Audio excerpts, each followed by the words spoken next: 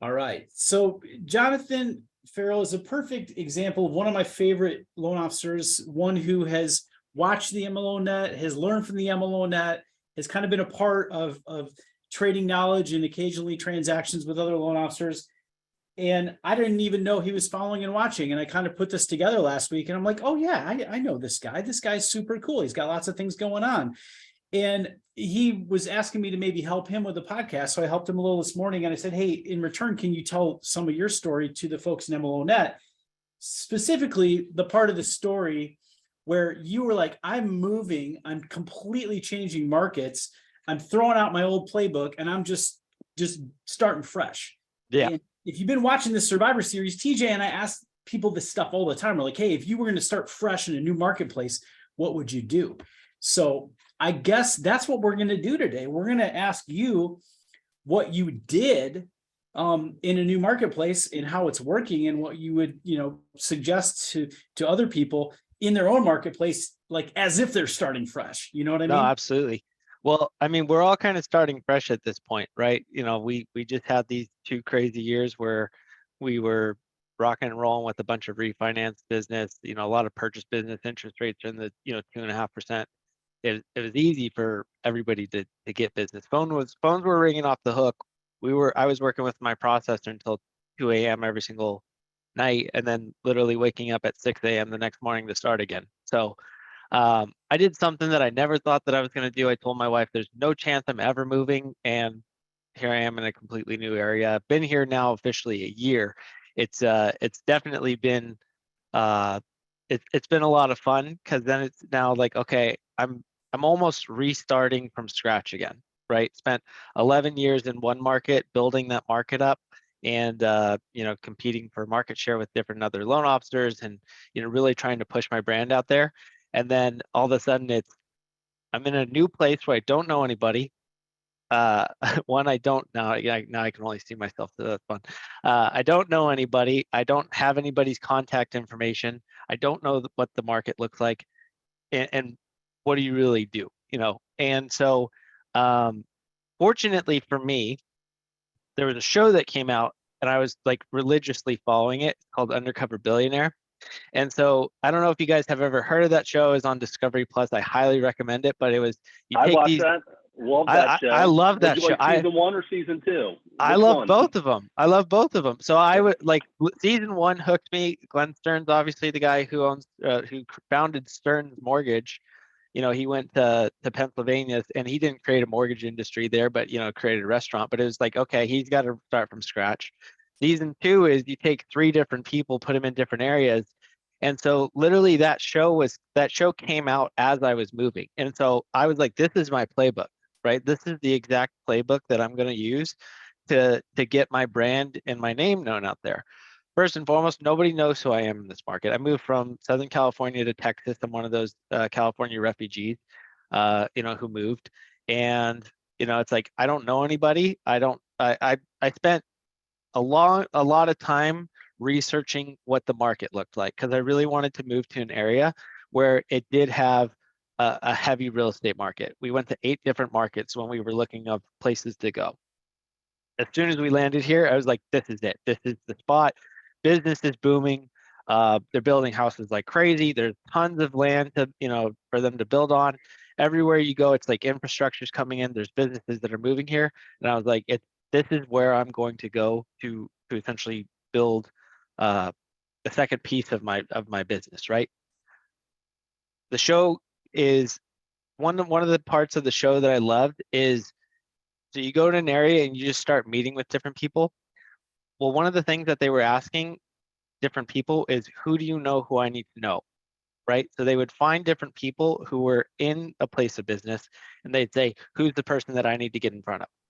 And so that's literally what I did. I would go to different events and say, okay, who's the next person who I need to meet? So every time that I sat down with somebody, I was asking them the question of, I need 2 people who I can get in contact with. Who can you get me in contact with? And so that's how I started building traction in the market, was by using the connectors to connect me with their database. And so I on my whiteboard at home, I used to have a big spider web. And inside the spider web, I would mark, okay, I just met with this person, and then I'd have 2 separate branches going from them with a different name circled. And after I met with this next person, I had 2 separate names. And so that's how I was able to build a network of referral partners, whether that be real estate agents, CPAs, financial planners, other loan officers, that sort of thing. So within the last year, I was really able to build my new network of all these different people who I've been able to meet. That's huge. So just building that habit of asking one question, right? Correct. Building that habit of one question leads to that snowball effect, right? Correct. 2 + 2 = 4 + 4 = 8. Next thing you know, you've got this huge conspiracy theory built whiteboard 100%. up on top there. You look like Charlie from Sunnyside. Always Yeah. Sunny. Yeah. Right. And but these are all people that you have an opportunity. And here's the big thing. And Fish, I think you posted it the other day about making cold calls, right? It's so much easier to make a warm call. Correct.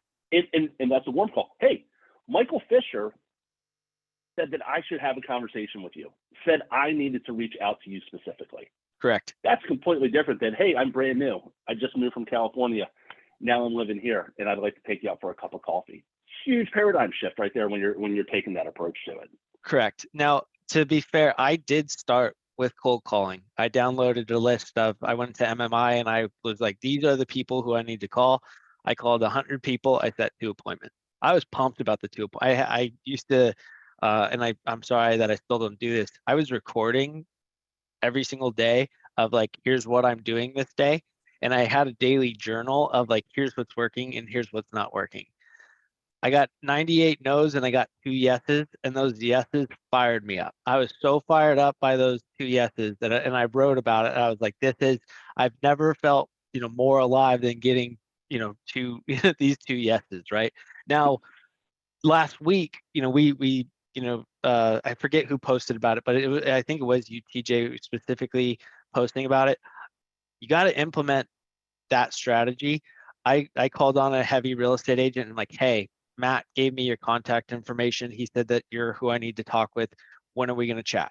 And she's like, yeah, that's okay. I know Matt very well. Cool, perfect. And this was actually one of the people who was on that 100 list that I first called who told me no, or I got a voicemail at that time, right? So it's just being able to utilize those people's connections. And if you name drop somebody,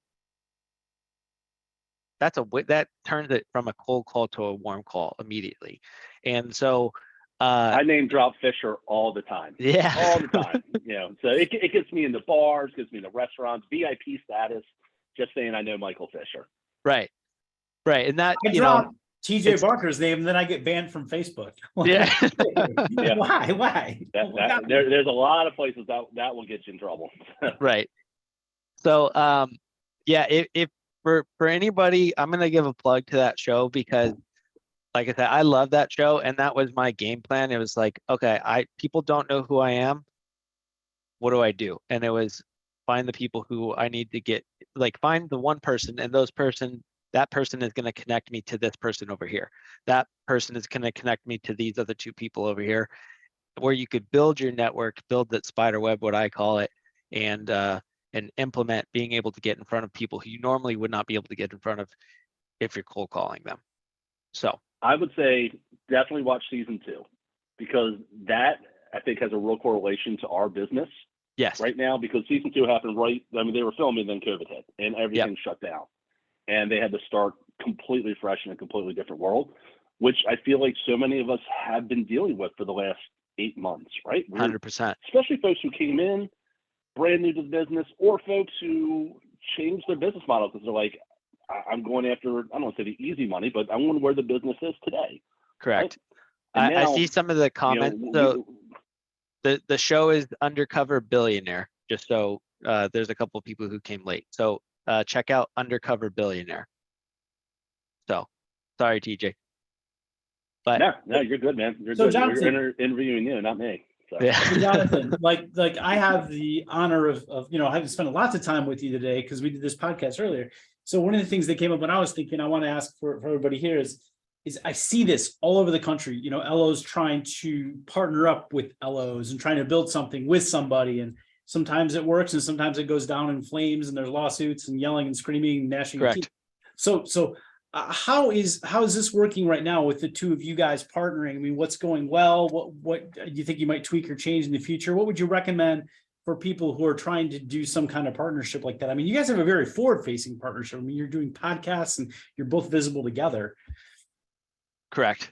Yeah, it's more about, so for me, it's the brand building aspect of it. So, right, I mean, you could see, right behind me, it was more of the reason why that whole thing started was because I was trying to find an identity as far as branding, right? So for us, it was, why work with one when you could work with two, or something along those lines, right? But what I found out was a lot of people were actually forgetting who, and this was, when I was trying to still figure things out and everything else too, I wasn't getting in front of my past clients enough. I wasn't connecting with them enough. So what I found was they would do another real estate transaction, or I'd see that they do another real estate transaction, and I'd find out when, like, I would comment on their thing and I'd be, I'm so sorry, I completely forgot who I used the last time. And that was on me. That was the brand. That was me not branding myself appropriately or being in front of them. So I created the brand, Two Mortgage Guys, and people botch it all the time. So Two Loan Guys, Two Guys Lending, whatever, it's like, but there was two. So then it created recognizability, right? So Like what the I Property found, Brothers. I mean, everyone's, yeah, those two big tall guys. right. Yeah. So basically what that allowed was down the road. So like, let's just say I completed your loan 5 years ago, or let's just say I completed a loan for you 3 years ago, and like, all right, now I want to refinance. Who did I use this last time? To something. And so then basically that allowed for my Google SEO to go up. We, basically were able to create the brand that allowed for people to remember who we are, even if we're not continuously in front of them anymore. Now, it's very hard. And so the one thing that I would recommend is, if you are partnering up with somebody, one, you got to know them very well, right? I can't tell you how many people I've seen where it's like, and we see this with real estate agents all the time, like they create a team and then a year later, like the team fizzles, and it's because, one person's pulling the weight, the other person's not doing what they're supposed to do. Like, we created that with the expectation of this is what's going to, stand the test of time for us. We know exactly what each other's roles are. We are as forward facing as possible, just like you said, Michael, because it allows for us to get out there and create as much brand exposure as possible. So that's one of the things that we do. We both know what our roles are, what our identities are, and how that correlates with our team. So basically, just like you said, it allows for us to get into different places, create that brand recognizability where people see it. It helped me out tremendously coming out here, because nobody knew who the heck we were. And now all of a sudden it's like, all right, now we're creating this little niche for ourselves in the Dallas-Fort Worth area as well. So I have a special surprise for TJ Barker. He doesn't even know this because I don't think he knows you very well, just like I didn't until last week. TJ, did you know that Jonathan loves and geeks out on funnels and loves that whole entire concept of cultivating relationships and or leads? Some people say it's a dirty word, and trying to move people along the process, and that, like, he is like a student of the game when it comes to that. So ask Very some good. questions, TJ. Yeah, we got a chat. Yeah, you guys talk on camera. Like I'm gonna sit back here and watch. yeah, It's funny. Actually, our guest is coming up on Thursday. That's, it's going to be Zach Sullivan. We posted, he had over, I want to say almost 150 agents that have reached out to him over the last week, just asking to do business because they're looking for leads as well. correct. His calendar is just stacked every single day with Zooms with agents coming to him asking, how can you help me? Which is a huge shift in the business over from the last couple of years, right? Correct. So they're back to saying, please help me versus what can, how much you want to pay me for my referrals. Correct. Type Yeah. of thing. So it was interesting because, we used to go, basically I had all these agents coming to me saying, hey, how you want to pay for Zillow? And it was like one team was like, can you pay $5,500 a month for Zillow? I was like, absolutely not. Why would I do that? You know, it's like, I could take that money and apply it towards either building a funnel or launching different ads, anything else. One of the things that does, so I use it as that's my tool to get in with different agents, right? So Yep. I launched, I had an ad come through, and it was specifically for VA buyers. And so I was able to say, hey, I have a fully pre-approved buyer, VA, who wants to work with this VA buyer. And all of a sudden it created this excitement and buzz where people were coming to me and they're like, hey, like, what are you doing? And I'm like, well, let's sit down and I'm going to show you. And so, because I want to make sure that you're going to, one, be able to take care of the people who I'm pre-approving, right? And so it drives traffic to you as the loan officer, where you're able to then build these other agent relationships. So I'm messing around with a lot of different things right now. I love testing. So like messaging conversions, whether it's, you know, Facebook ads to target the messenger, or, you know, specifically building a funnel and then taking it to a drip system, everything else like that. One of the things, and I'll throw a nugget out there, messenger conversions have been really huge for us, because it all of a sudden creates immediate engagement where you can get somebody on the hook. I'm supposed to speak with a potential client today that I was talking with them on Messenger from our page, and just, you know, saw an ad, clicked on it. We were chatting last night. I have a loan consultation set up with him in the next 2 hours to go through what it is that he wants to do. So that's some of the, I love testing with different things and trying to build out different things to see what specifically works. And then you got to double down on what is working, right? So a lot of testing going on right now, but that hopefully allows for me to then get in with different realtors and say, hey, I have a pre-approved buyer for you. And now all of a sudden Yep. we're going to see how we can, you know, create this relationship together, because you're going to see how I do on this transaction that I just gave you, right? So I'll tell you this now, that's where we needed to be in 2020, 2021, first half of 2022. Yeah. Now you don't even need to limit yourself to the pre-approved buyer. Mm-hmm. So, I mean, that's obviously, that's the goal, right? If we have that, that's our most powerful tool. But if we can just say, hey, I've got people who are interested that need to speak to a real estate agent, right? They're looking to speak to a real estate agent. They could be 6 to 9 months off. And hey, they're 6 to 9 months off. They're first-time home buyers. They need a little TLC. I couldn't think of anyone better than you. Correct. Can I count on you to go ahead and send them back to me? And then when I have that conversation with people, they're like, oh, I don't want to wait 6 to 9 months. I'm like, no, you're not, because you want to ask for the business in the meantime. Right. Right. It's just getting that opening and having those agents reach out to you and come to you. So Right. you said you're 100% right. A couple of years ago, if it wasn't a pre-approved buyer, they weren't even with assets verified 100K over, right, what they needed to close. They weren't talking to you. But now, I mean, all you day. could get, I don't know, 50 to 100 agents over the next 90 days just by doing, you know, small things. And by the way, I'm with you. We've been testing messenger campaigns as well. The connection rates right now are so much higher than they are via text message. Correct. Yep. So I'm right there with you. I love them.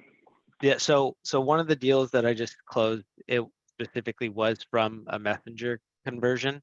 The cool part was it was a VA buyer who came through, and again had been turned down previously. And I'm like, all right, let's take a look at this for you. I'm like, okay, let's run through everything.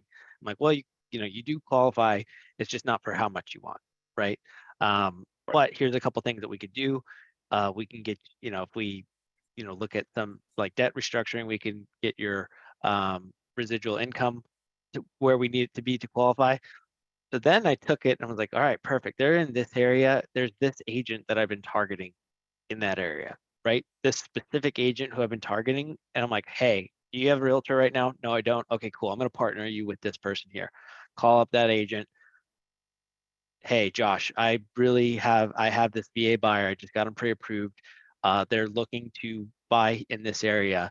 Can you help them out? Yeah, absolutely. So now all of a sudden I have somebody who I've just given them a referral. He's pumped because he's like, no lender has given me a referral before. I'm like, well, we're gonna flip that script here a little bit, right? that allows for me to get in with him. We just closed on that deal. I just got 2 referrals from him. It's like, all right. So I've been working on trying to get this guy for the last, 4 or 5 months to send me business. Now all of a sudden I've given him something. My goal is floodgates are going to start opening and where I can get in with his team and everything else. So plus then he gets to see how I work on the loan, how I work during the transaction, my communication with him. That's up to me now to earn that business, right? So You're hammering a super important point right now, which is like the value proposition just has to be as fine as possible. I mean, you really have to work on what you're offering agents, and some people may not have the funnel skills that you have or TJ has. And there's other things that you can do. You don't necessarily have to get to that level immediately. You can dabble in it and kind of work your way up to those skill levels. But just you got to ask yourself all the time, what are you offering the agents? And maybe if you don't have the skills that these guys have, and you don't necessarily have the resources to learn today, maybe you can offer them something simpler, like, hey, I've got this tool, Home IQ or HomeBot, that I use. Agent, I'm going to keep in touch with your entire database, and I'm going to help you get referrals out of it. And people are going to ask questions all the time about their home value, and I'm going to be forwarding those back over to you, like tools you already have that you're not using, or people in your database that you're not using. I mean, you can come up with a process where you show that agent your process of extracting referrals from transactions that you have in processing for your database. And there's ways that you can take this funnel concept and teach it to agents who love to hear about leads and marketing, and show them like, hey, this is what our team does differently. So It's not just that you have to master the internet, like you have to get fine on some of these processes so that the value you're offering the agents is more than just, what's in it for me, the loan officer. It's like, hey, we're partners here. We're trying to cultivate transactions together. This is how I'm going to help you build your funnel out and bring more transactions into you. It's just this high level concept, right? Right. Yeah. It's, your value proposition is how am I going to stand apart from the next person? Mm-hmm. Right. How am I going to separate myself from the rest of the pack? So, ultimately, so for one, you guys know what it is that you're good at. I'm good at meeting people. I love shaking hands. I'm my happiest when I'm out shaking hands. So I want to be shaking as many hands as possible, because that's going to get me in the door down the road. I always there's something that I've always kind of said. It's like, I'm a sower of seeds, right? Harvest is about to come. So coming into a new area, I'm trying to just sow different seeds everywhere. Hey, you might meet me here. You might see, what I'm posting on Facebook, but it's about creating that engagement. And then also, here's how I'm going to separate myself from the rest of what everybody else is doing, right? Granted, with that type of marketing too, it takes time to learn it. I highly, for me, it was like, okay, there's a lot of trial and error with it, seeing what works, what doesn't work, right? What questions am I going to ask if I'm building, this out? TJ, you might have seen, this one, but I got, I bought all Russell Brunson's books on funnel building and the funnel cookbook and all this other stuff. And I'm literally, my free time is I'm absorbing that stuff as much as possible, just because I want to soak it all in and find out, okay, here's what other people are doing. And so one of the things too, you don't have to recreate the wheel, right? You don't have to recreate and build a new wheel. You can find out what other, it's like, here's what this person is doing and this is working. I'm going to implement that into my business. Boom. That helps. Right. So I agree with you 100%. Biggest thing with anything that you're doing for that value add proposition is you got to work it, right? It's got to be, you got to put the effort in, you got to put the time in. I think most people, regardless of what it is, Fish, you mentioned, My Home IQ, which, I've had the opportunity to meet those guys. They're really good guys. Really cool tool.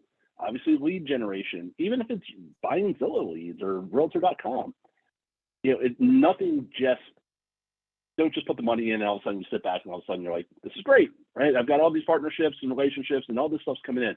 You gotta, it's just leads. Again, that's my world. If you get leads, you got to work the leads or hire someone to work the leads for you. 100%. Right? You got to leverage the leads, got to have the conversation. When you do get that opportunity, whether it's off of a lead or whether it's off a referral, you've got to roll out the red carpet and provide wow service. Yeah. Because if you don't, well, it doesn't matter. Yeah. The only business you'll get from that agent, if you don't provide that well service, is the business that you send to them.